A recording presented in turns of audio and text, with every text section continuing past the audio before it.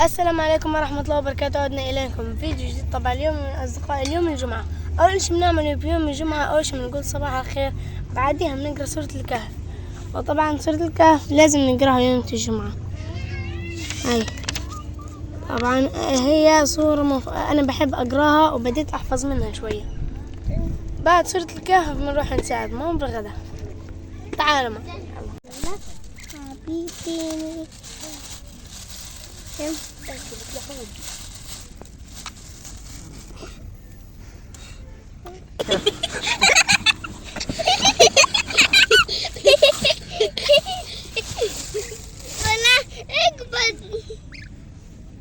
هنا تعال. صورت اللقطة دي.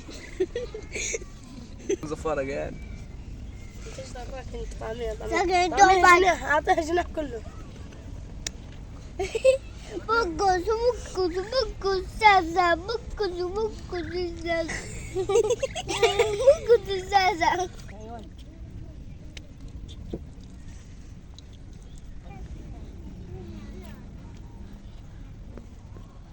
لا تفضل. تعرف تفضي؟ تعرف تفضي؟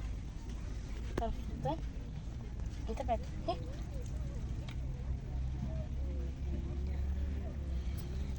أما انت استنى شوي. اللحمة لا.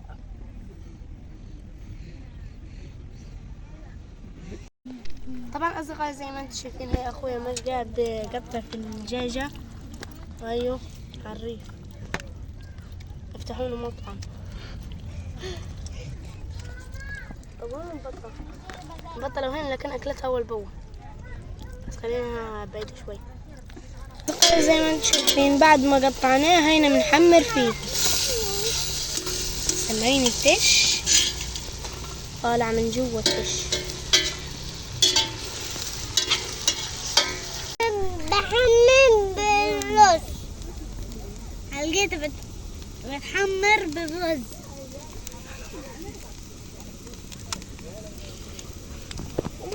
لقيتها بنحط اللحمة. طبعا مصيبة إذا وقعت على الأرض، مصيبة. بسرعة بدنا نشهي عشان النار قبل ما يخلص.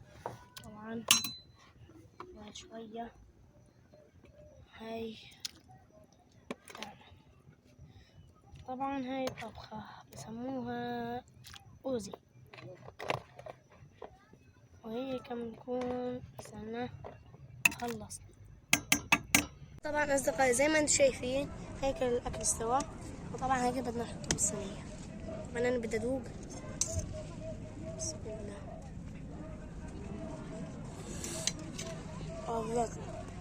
دقي وندقي. ايش بدي اكل؟ انت بدي اكل. انت بدي اكل. بحب القرقاشة. بحب القرقاشة. يلا مش غادي على الفاضي. يلا. هيا. بحب القرقاشة. والجلد زيك برو. خلاص